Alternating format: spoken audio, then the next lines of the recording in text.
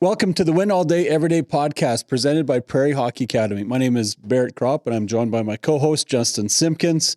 Justin, it's been a crazy couple of weeks around Prairie Hockey Academy. Yeah, lots of excitement, right? It's some rare events. Yeah, really. Like that. We had a goalie goal, which is extremely rare that Hockey Night in Canada or TSN would pick up on something like that. But it happened right at in our own barn, and Riley Brown from the U17 program. Yeah, it was a heck of a shot. Like, he came out of the net, stopped a big dump in, pulled it up, and he sailed it right over the head of everybody and dropped it in the center of the net. It was pretty cool to see. Yeah. And his celebration afterwards, and all the teammates all in the crowd, everyone just kind of did the fly by the bench. I wasn't sure if the refs were going to make him come out because anyway, it was pretty awesome. It was pretty neat. Yeah. And the rest of the U18s had a successful showcase a couple weekends ago, and the U15s were at the Graham Tour tournament, one of the largest tournaments in Western Canada. Lots of hockey's been played the last few weeks, and our athletes are continuing to perform at high levels, and it's great to see. Yeah, it's fun. Recently had another young man listed by the Prince Albert Raiders. That was fun. They got to celebrate Ryland Moldy and that, and then I had 300 kids knock on my door for Halloween and gave out record numbers of candies again. And we had a big part of in Moose Jaw. There's an event called Better Together Food Drive, and they have over 400 volunteers that go door to door and gather about 40,000 pounds worth of food for the local food drive. And in Moose Jaw, like many communities across the province and the country, the demand for visitors to the food bank is up over 30% this year. So we provided 110 volunteers for the food drive this year. Our entire academy and staff got out there and knocked on the doors, and it's the second year that we've done it, but it's the 25th year that the food drive's gone on. And I think for me, it's one of the highlights of our season when our players can give back to the community. And historically we give, almost 2,000 hours of volunteer work into the community. And that's one of the big events for us. We're really excited to talk about. Yeah. It's pretty neat. It was pretty neat just to see the kids come up, at our door in Prairie hockey jerseys. And my daughter had a highlight video shown at her school, and she came home and she's like, "Dad, like, all the people at the food drive were wearing Prairie Hockey Academy jerseys, like they played there or something." And anyway, so neat. So thanks for leading that, Barrett. I think it's great for our community and for our athletes to have that chance to give back to. Yeah, and thanks to the volunteers and all the people in the community that really do spearhead it, and Daisy Sigelco and others on the local committee. They do a great job. So shout out to them, and lots of other things that we'll be involved in throughout the year, and we'll talk about. But we're really excited today to have a guest on that has been instrumental in helping grow the league that we participate in, and so excited to have on board. Do you want to maybe introduce? Yeah, sure. Yeah, we the Canadian Sports School Hockey League is privileged to have Kevin Goodwin as our operating officer. And so Kevin, said yes to come on the show and talk a little bit about the CSSHL and some of the history he's been involved in, and having his own son play through the league as well and into junior ranks now, but playing a pretty big part in growing it. And so, Kevin, just want to welcome you to the Win All Day Everyday podcast. Thank you for coming on to share a little bit about your journey with us. No, thanks for having me, Justin and Barrett. Privileged to be on this, and looking forward to our discussion. Kevin, I remember about 8 years ago, I put an application in when we started working through a Hockey Canada accredited school process to the Canadian Sports School Hockey League, and my phone randomly rang one night with this phone number from Penticton, BC, and it was Kevin responding to that application, and learned lots about the CSSHL that day. And I don't have the stats in front of me, but just the growth that's happened in those last 8 years in the league has been instrumental, and I think you have played a big part in that. But we'd love to hear a little bit about the history, how you got involved in the CSSHL, because being a commissioner or a COO of a hockey league seems like almost a dream job for a lot of kids. Maybe for me anyway, but. Yeah, so my past actually goes way back to early 2000, Justin. At the time, I was actually working at the Okanagan Hockey Academy program. It was the first year of their program. They had 15 student athletes, and it was something new to Hockey Canada. Hockey Canada just started these types of programs after an international event in the late 90s where they didn't do very well. They actually had a summit, and one of the recommendations coming out of the summit was to start, at the time they called them Hockey Canada Sports Schools, but they've since changed it to accredited schools. And so they started accredited schools across the country. And the reason they did that is the likes of Sidney Crosby and types of athletes were actually leaving the country to train elsewhere. They felt that these types of programs were, something that could be developed across the country where the kids can train during the day and then have the evening off type of thing. So I started as an assistant coach with the Okanagan Hockey Academy, working graveyards at a local sawmill and then getting back to practice in the morning. So I started back in 2001, 2, somewhere in there. From a league perspective, the league itself didn't start talking until 2008 and 9. There was 5 programs involved in a meeting, the Banff Hockey Academy at the time, Edge School, the Okanagan Hockey Academy out of Penticton, the Pursuit of Excellence program in Kelowna at the time, and the Swiss International Hockey Academy. So those 5 programs decided that, you know what, let's get together and create a small loop of our own. And in 2009-10, they started that loop. There was only 8 teams, 2 divisions. They played 55 games and had 150 student athletes. So that was year one.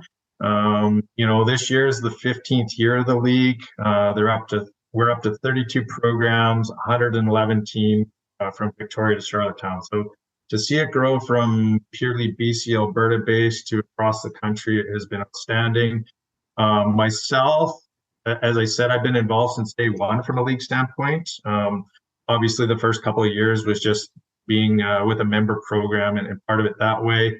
I then left for 3 years, actually, left and did something else, and came back in 2016 in this role when the governors at the time decided they need somebody more in a full-time role. So it's been an honor and a privilege to have this role since 2016. And as you said, most exciting part about this role is seeing the continued growth.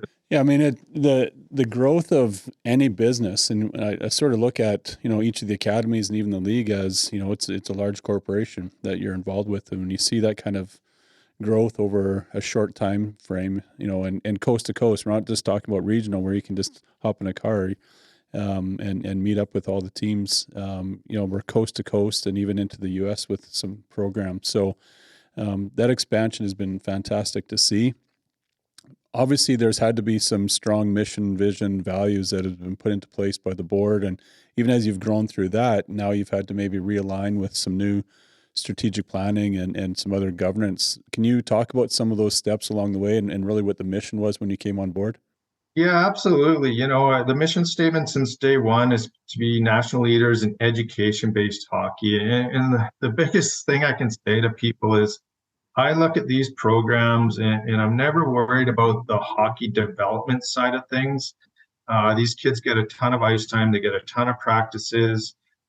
They do all their training during the day and then they have the evening to themselves to catch up on their school and rest and have a sort of a life, right? And at the end of the day, everyone has the goal of making it to the NHL, but let's be honest, it's a very small percentage. And I like programs to use the hockey side of it to make these better life people, make them, have them worry about their education, get them involved in the community, make sure that you're teaching them the right life lessons so that it doesn't matter if they move into hockey or if they move into the workforce or if they go on to college or university, that they're already a step ahead of whoever they're competing with, just based on what they've learned in programs. There's a ton of time that these kids can stay with these coaches and get those valuable lessons, which is great to see. When you look at what we've done on a governance side, obviously what happened with Hockey Canada last year really was eye-opening. It allowed us to take a step back and kind of look ourselves in the mirror and see what we're doing and what's going on. And coming out of that, we've actually gone down the road of starting an independent board. The National Hockey League doesn't have one. The Western Hockey League doesn't have one. Nobody really has an independent board when you look at the game of hockey. And what that means is that we're going to get shortly here, we'll be announcing a board of 7, varying backgrounds, law, risk, education, that sort of thing. And these people have no ties to the league currently. They don't have athletes that are in the league. They're not ownership in any programs, that type of thing. So it's really going to have a outside group really look at what we're doing and help us improve. With the growth of the academies across the league and the country, you talk about the education-based part of it. Walk us through what that looks like. Obviously, when we came involved 7 years ago as Prairie Hockey Academy, there was, the application that had to take place. But can someone just in the middle of, Armpit, Manitoba, all of a sudden say, hey, I want to start an academy? Like, how does this even happen? Is it actually governed well? Is it, can anyone take part in it? Like, just for our listeners out there, because there's so many of them I know that we come across into the rinks that we're going to and whatnot, and different tournaments that we go to outside of the league, that there's lots of misnomers out there about what academy hockey is. So maybe you can give us a snapshot on what it actually means for an academy to be part of the CSHL. No, for sure. Thank you. That's a great question, Barrett. A lot of people think that all of our programs and the league itself is basically spring hockey, and you just apply and you're done. It's actually a very rigorous process, and the first step is actually to apply to your local branch. So, in your case, Sask Hockey. And then that branch decides whether or not they want to have an accredited school start up in their area. And it's a very long process. Like, the applications themselves are 200 to 300 pages long. It's a process that can take 1.5 to 2 years to get approval. And then once you're approved, you actually have to undergo a review every 3 years by the branch in Hockey Canada. Look at these programs across the country. They're the most heavily regulated by far. There are a lot of hoops they have to jump through and constantly jump through. And that's just to make sure that the programming is at a level where it needs to be. And there's nothing wrong with that. These reviews are great where they can go in and a branch will have an idea on how a program can get better. And I'll say this, our operators are always looking to get better. And when they get that feedback, they take it and they run with it. They don't just push it away. They're like, yeah, no, never thought of that, or good point, or you know what? Great way to make us better and continue down the road. So, and again, like you said, a lot of people have no idea or a true understanding of what's involved to even get one of these programs.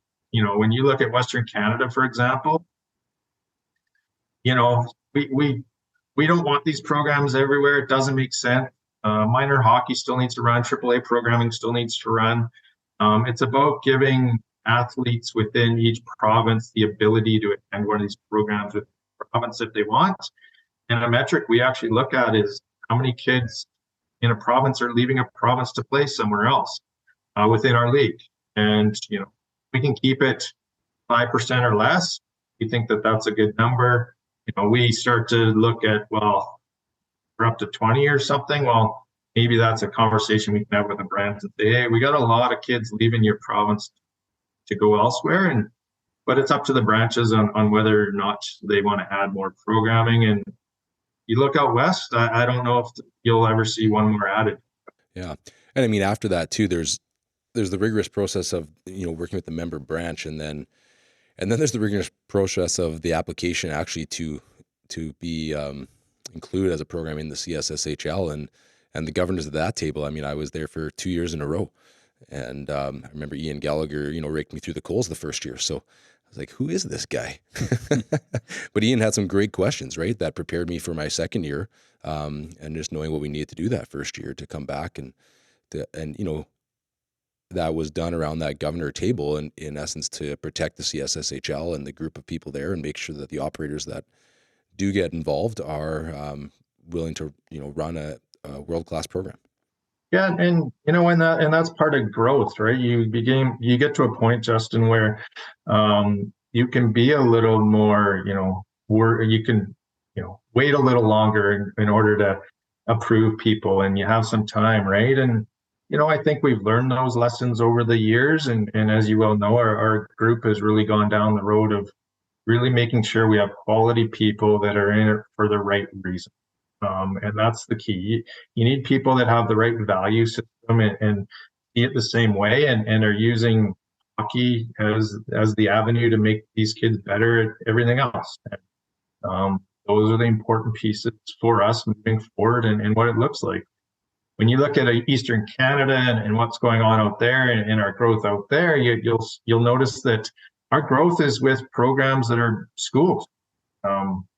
Bishop's College, it's a school, so their value system is education, and so those are the types of programs that we like to add. And when you look at Eastern Canada, it's a lot different than Western Canada, where you have a lot of these private schools that have been around for 100, 200 years, and they all have hockey, and they're all looking at, do we come back into the Hockey Canada system, and do we become a part of this league? And those are the types of programs that we're trying to, bring on board, is because they're education-based hockey. Like, we don't need to recreate the wheel out east by any stretch of the imagination. And expansions also happen in the United States for us, right? I mean, maybe talk about that. I know there's even teams that probably are emailing you, like I once did a long time ago, but we do have a few programs there now. No, for sure. And again, it's right now our board has given us the direction to kind of look 4 hours south of the border to try and create that north-south travel. You'll notice we added a team out of Wenatchee this year, a team out of Seattle this year, the Star Hockey Academy. We already had the team in Coeur d'Alene out west here. So we've also invited some guest teams that were interested in joining the league, but they were just too far south down into California. So we've had the Fairmont come up to a couple of events. We've had the St. Mary's High School out of Stockton come up to a couple of male and female events. So we're slowly starting to build out the U.S. side. And again, when you look out in Eastern Canada and the Eastern U.S., there's a ton of private schools, again, that are just south of the border. And those are the people that we want to have discussions with out there. And we continue to do so. Whether they decide to jump on or not it's up to them. It has to be a fit for their program, which we completely understand. It's more about, let's not recreate the wheel. There's a lot of great programs, and can slowly build up those programs into our league. It just creates that education-based hockey scenario where the kids are getting exactly what they should be. And on the development model overall, in terms of the education, combining it with hockey, you did allude earlier to, how much hockey that the guys get with practice and the dryland training and the aimability courses that we can talk about as well. In Saskatchewan and maybe more so in the prairie provinces, for the last 15, 20 years and longer, every small town family seems to either have keys for the local small arena and their kids can skate like a plethora of hours regularly into the wee hours of the morning if they want to, or they just don't even lock the doors. But, as times have hit some communities and a lot of those arenas aren't, open anymore, or their ice plants have shut down, so they've gone to natural ice. And, so some of these small town, communities, they're having to drive an hour, 2 hours every day or every other day for practices. And, so I think for us, that's where we see a lot of our growth at our academy is players just realizing and parents realizing that they're done burning vehicles and chasing kids all over the countryside on dangerous roads in the middle of winter. And so for us here, that's been part of it. But maybe in some of the larger centers, maybe speak to some of the development and the sort of the craving that parents have to make sure their kids are getting a good education, but also, maybe the quality coaching isn't there, or maybe there's just not enough rep players that are out there for their kids' development to continue on. Yeah, honestly, there's a lot of great hockey programs out there, Barrett, and families and athletes have to figure out what's best for themselves and their development. And everyone always looks at the programs within our league and say, "Oh, why would you pay $25,000 to be a part of that program?" And I always say that there's a couple of things. Number one, you get 10 months of training, right? So when everyone else is shutting down their hockey teams in March, you're still getting to skate into April and May. You're still going to get all the support with your off-ice training and all that. So now if you're a parent looking at that, what would it cost me to do all of that privately in those 3 months? What would that look like? What would that cost? Number two, everything, all the travel's paid for, your meals, your buses, everything. So what does it cost me to drive my kid to all of these games and to all these tournaments, and what does that cost? And then, what's it costing me to buy a new helmet and all of that, because everyone gets helmets and gloves and shells for their pants. What does that cost? And all that thing. And then the other part of it is, what kind of lifestyle am I getting? Like these kids do their training during the day. They get graduation credits towards it, whether it's PE or whatever other credits are given to them.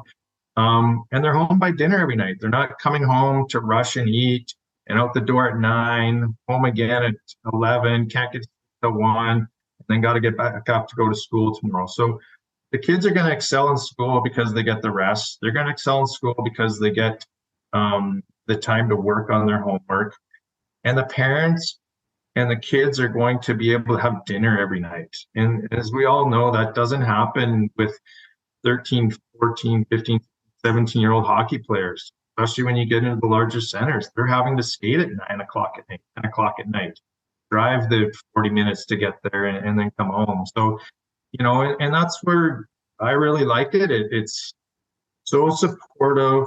You get a really good lifestyle out of it, which allows your athlete to succeed and you as a family to really enjoy some time together, which is great. And at the end of the day, when you look at a program, are you willing to pay $4,000 to $5,000 more than what you are anyway to receive that? And I think most people would answer yes, but that's just my own personal stuff. Yeah, no, and I think you're right. I think that's what we see at our academy. And yeah, there's that initial pushback, but once you explain some of those additional costs and just the quality of life that your son or daughter is going to get, but also you as a family get your life back. And I'm glad you mentioned that. Get your evening meals back together as a family. I think that's such an important part of it, right? So, just talk about the future of the game as well. When we're talking about, some of the growth and that we've experienced, there's also been some, I don't know, I guess the rogue leagues that are, have been popping up, and maybe some would look at it as a bit of a competition to even what we're trying to do. But, there's when there's growth that's happening, whether it's inside or outside of the matrix of your national sport organization, someone maybe is suffering at the local level, and minor hockey associations maybe haven't been, doing their job and developing athletes and coaches and parents just tired of maybe the politics that are within some of the associations and stuff like that. So all of a sudden you get these, the rogue league out there that started, feeds into the BCHL and what they're trying to do there. But is there maybe our show is not controversial, so we're not trying to stir the pot. Not yet. But I think it's people want to talk about it. It like there used to be a real simple path of my son plays in our in Saskatchewan, you'd play say for the Estevan U13, then to the U15, then to the U18, then you play for the Estevan Bruins and go up the road and beat up the Weyburn Red Wings and then maybe get a scholarship and go and play in the Big Six Hockey League. Like there was a pathway for that, or even going on to university and pro. But now it's so complicated. And so the questions I'm getting now from my parents, whether it's on the U15s or 18s or in between, is what do we do next year?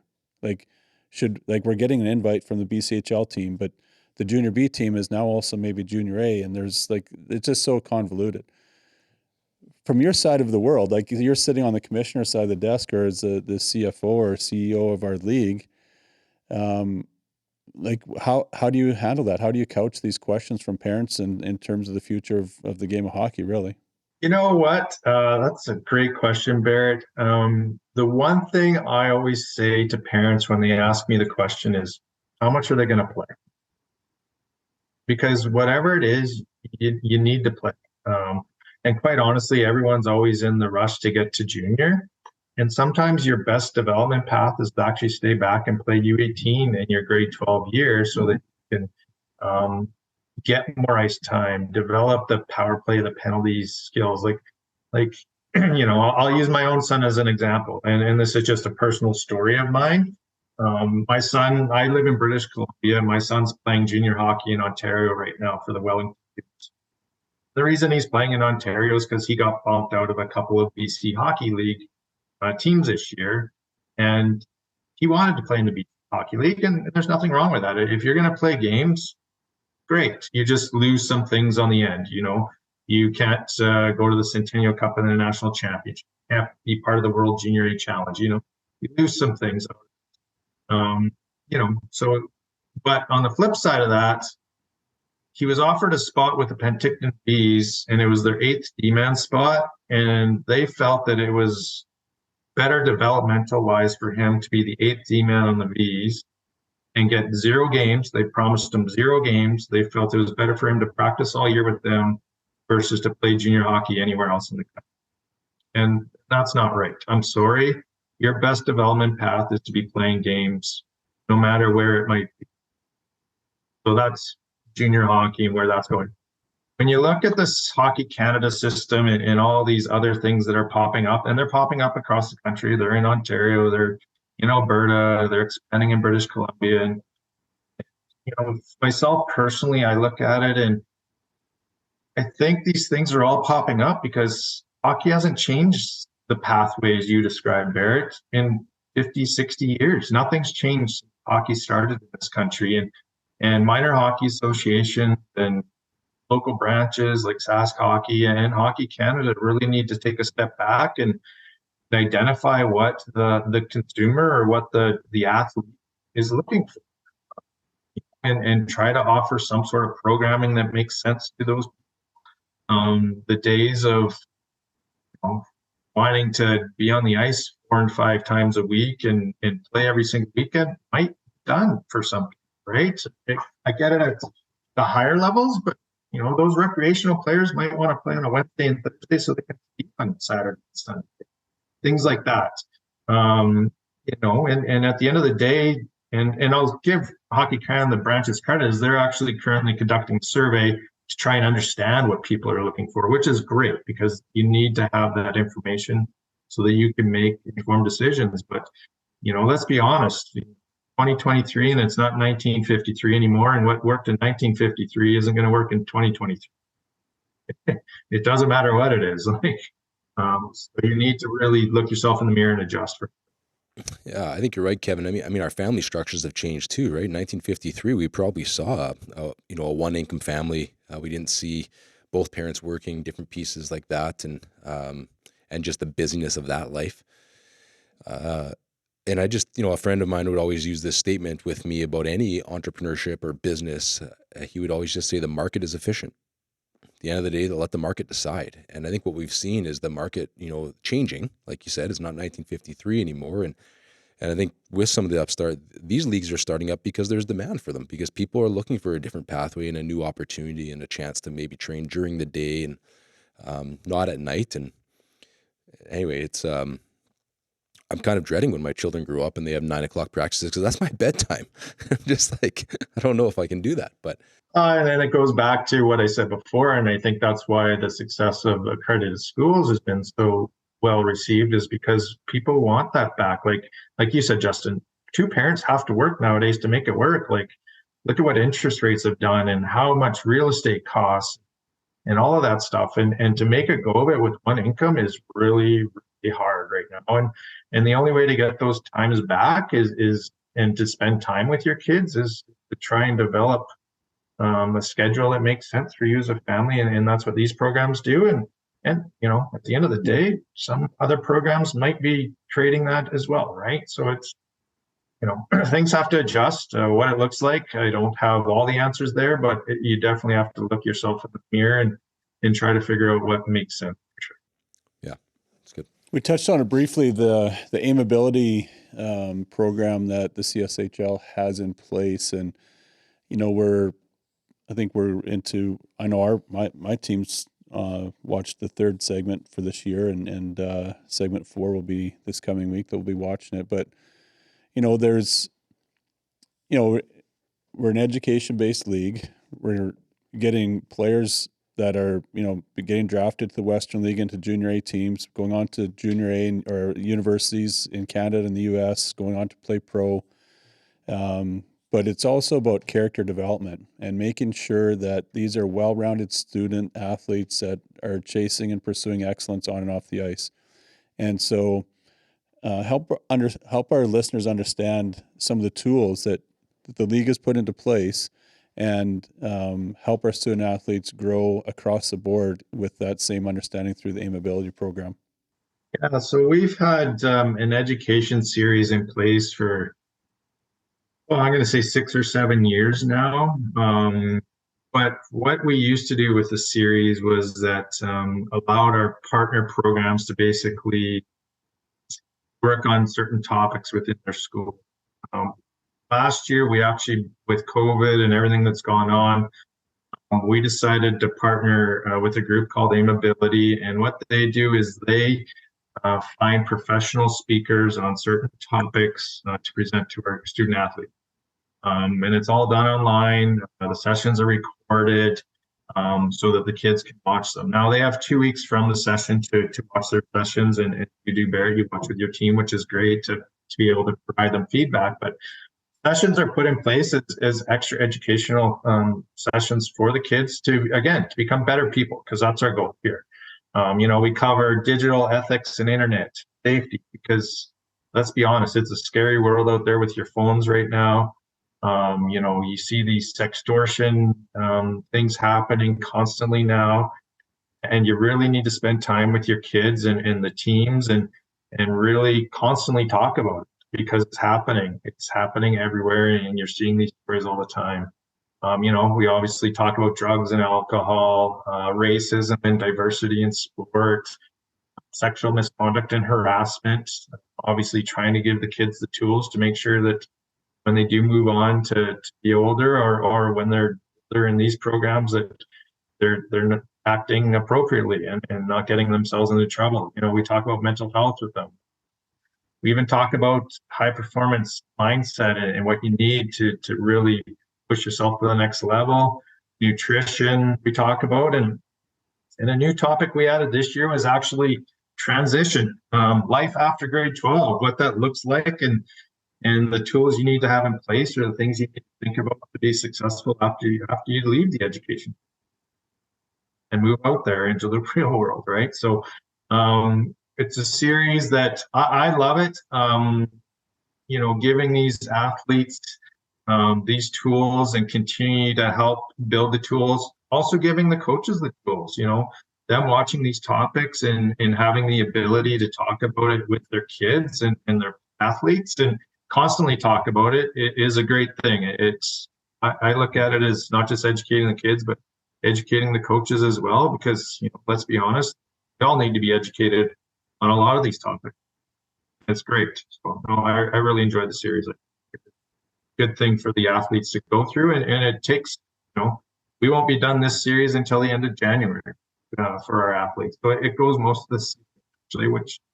Yeah, it's good, Kevin. I think it, for us as operators too, it gives us a lot of confidence for our families that are involved. And I just think, we know that we can standardize this across our league, and that we're all being educated in these ways, and just that whole, it's the citizenship series, right? Essentially. And as for a family, a prospective family looking to come, they start to understand that the CSSHL has these standards that the executive committee, the board of governors, and now the new board of directors, when they're elected, will be able to set and have in place, which I think gives a lot of trust and hope even for the prospective families coming, recognizing that the CSSHL holds some things in high regard, that they have some set standards and expectations, that they have some set, league-wide education series, and then even, standards on ethics and coach behaviors and different stuff like that, we look to continue to talk about as governors. And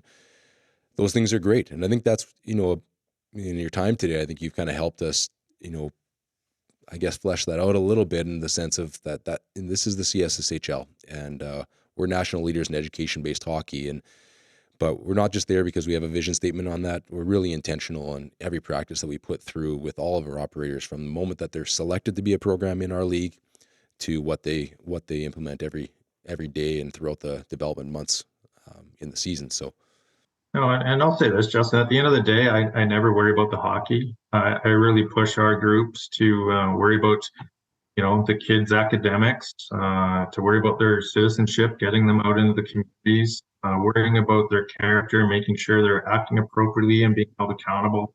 That's the push for me for coaches, and that's again educating coaches as well. I understand that coaches are very focused on the game and wanting to improve their teams there, but we push our coaches to have these other conversations with their athletes because they're important conversations to have to make them better people, and they're going to listen because they want to be there for the hockey, right? So you don't need to practice 5 times a week. You can take a day off and actually spend some time on some of these to help improve them as individuals, which is the important piece here. So. Yeah. We talk lots about first things first at Prairie Hockey Academy. There's this idea of, we're student first, athlete second. And, C.S. Lewis coined that first things first terminology of when we put first things first in our life, second things actually don't become less. They have the opportunity to become greater. I always talk about myself as a mediocre hockey player with a poor attitude who didn't put first things first in his life. And when it came down to a college scholarship, I had one opportunity. And had I have, maybe focused on my education a little more, it may have been greater. But we talk about that lots, and I'm proud to say that in our first 6 years, 83% of our student athletes, which is a cumulative total, 83% of those in those first 6 seasons have made either honor roll or high honors. And it's a little bit less than what we're hoping to hit is that 85, but we're rolling in at 83, and that's great. And this podcast is a lot more. It's about a lot more things than just hockey, as I hope you've come to see. But maybe in closing, we should maybe talk about hockey just a little bit, right? I mean, there's some cool stats. Obviously, Connor Bedard, we had the opportunity and the privilege of watching him, play through our league here for just 2 seasons, I guess, or was he here for 3? 2, I believe. 2 seasons Connor played in the league, yeah. He was too good to play here for 3. And we've got others, right? Logan DuPont was in our building this past weekend at the Barkman Arena in Caronport, underage, who's probably currently leading the U18 prep division in scoring as a defenseman. Not the whole division, but for defenseman maybe. And you had Rudolph that was in the building as well, right? Yeah. So, and the first overall pick in the league last year. And so, some great talent. Some great talent. And I think that, I don't know if you have those quick stats, if this is a Jordan, communications question, but even, when it comes down to Western Hockey League picks or NHL grads now, Division 1, I mean, there is some fruit being produced as well in this process. Yeah, and I go back again to a lot of kids have the hockey path. A lot of kids have other paths. When you look at our league right now, some of the updated stats, we've had 227 male and 304 female athletes go on to college or university hockey of our alumni. We've had 605 play major junior. I actually don't have the number that have been drafted into major junior, but I do know we have 600 that have played. Junior A, we've had over 1,600 play junior A in the 15 years. We've had 127 kids drafted into the NHL. And Matt Dumba was the first one to get drafted. He was the first one to ever get drafted. Then he went to Minnesota, obviously. But yeah, from that point, you look at the last couple of years and the kids that have been drafted.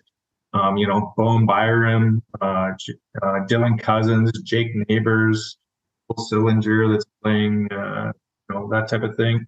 Obviously, Caden Gooley, Fraser Minton that had a stint with the Leafs. He came through.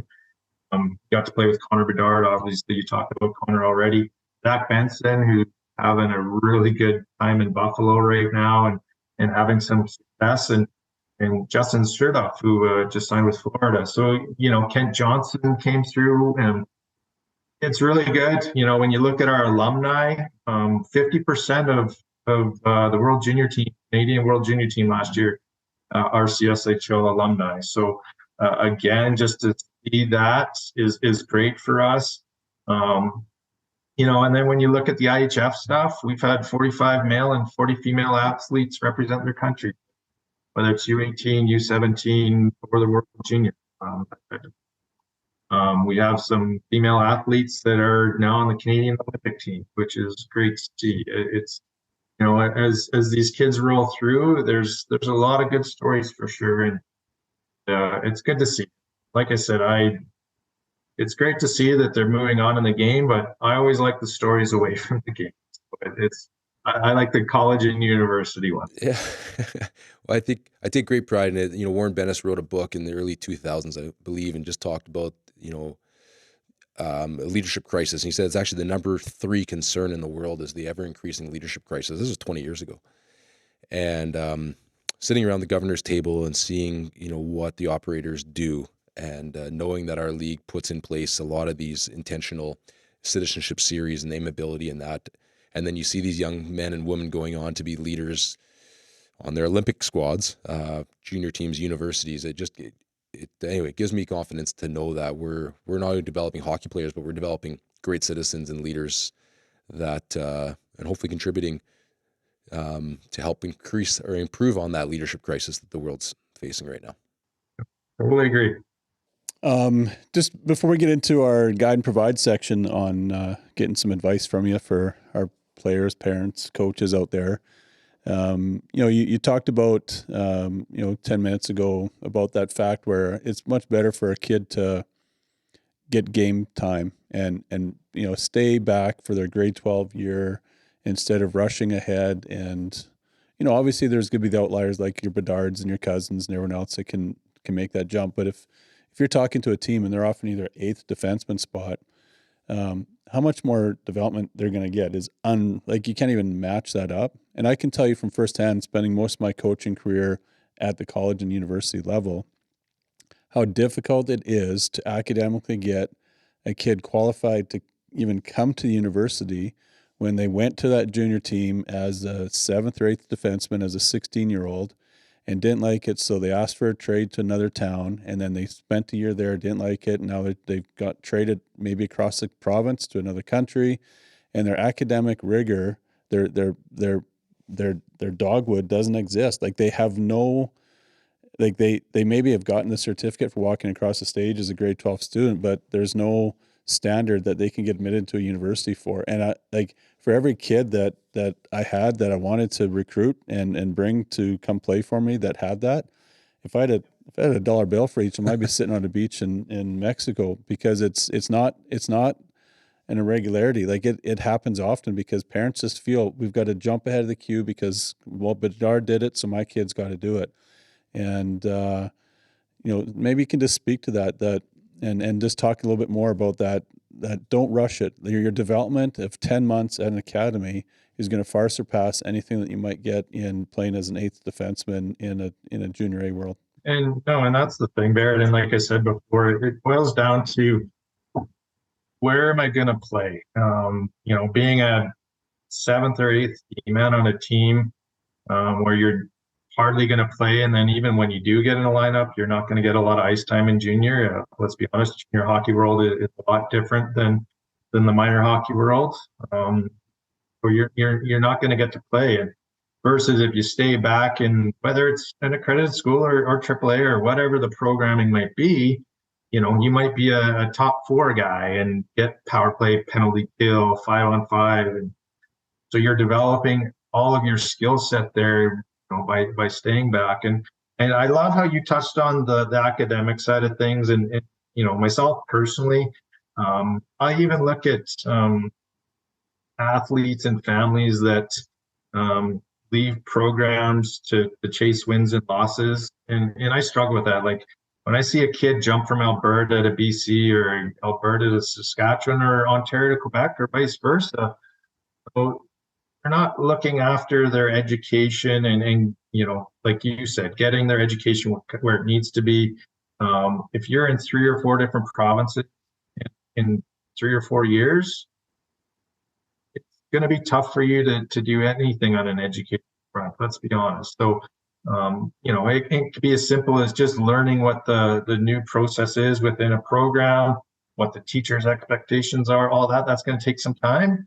And then it's January, and then you're playing catch up. And for me, that doesn't make sense. And the other part is the NCAA, for the people that want to go down that road, you know, scholarships are scholarships.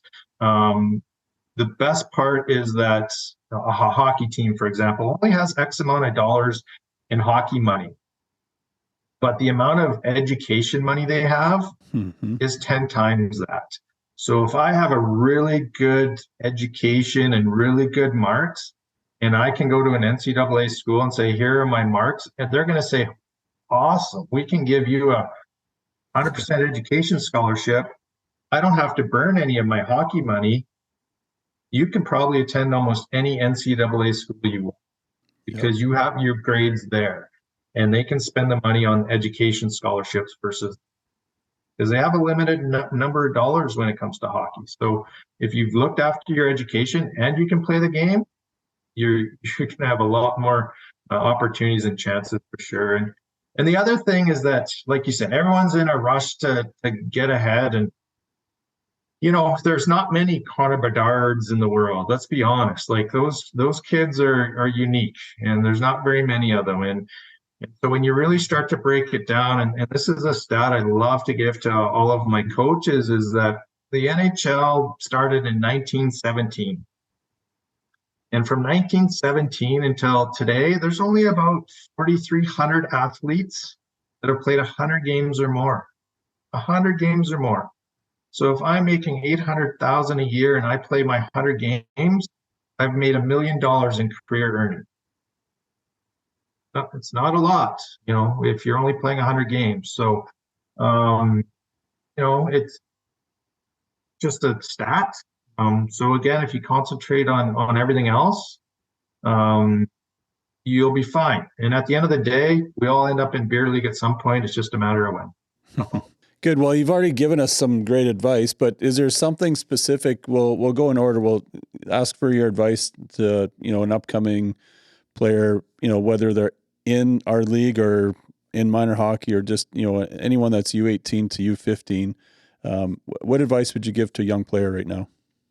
Have fun with it. You know, it's not going to happen overnight. Work hard in practices because, you know, you might be the best kid when you're 7 and 8, but everyone's going to catch you eventually. So, you know, continue to work at it, continue to hone your craft, and just have fun with it. Like, you know, everyone puts so much pressure on everything, whether it's a major junior draft or, like you said, jumping to junior A or whatever, but those things will come.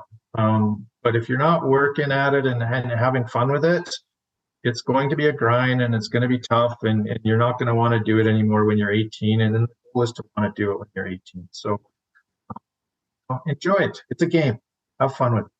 And as a parent that has had a son go through the stages of minor hockey and then into academy and on to junior, what are some advice you'd give to parents that are exactly in those shoes right now, trying to decide, you know, do I need an agent? What scout should I listen to? What team should I go to? How can you put them at ease?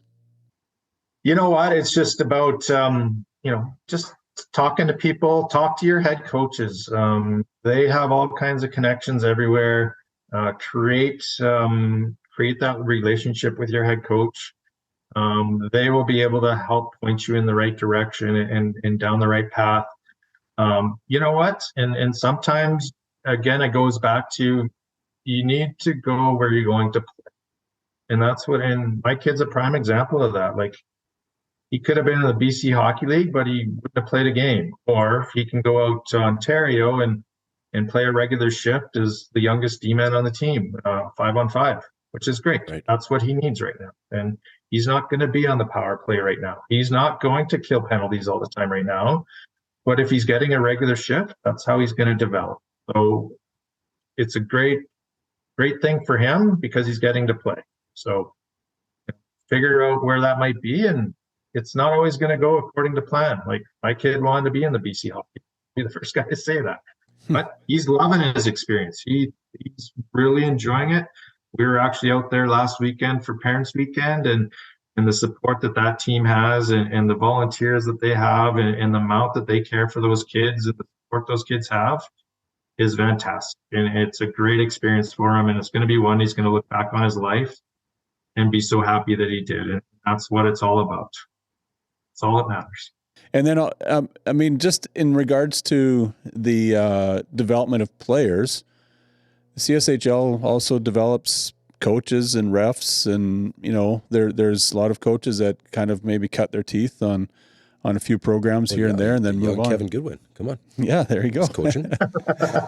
So what is some advice that you'd give to guys in our league, or even just coaches that are maybe looking elsewhere? Like, is academy hockey a place for them to maybe cut their teeth as well?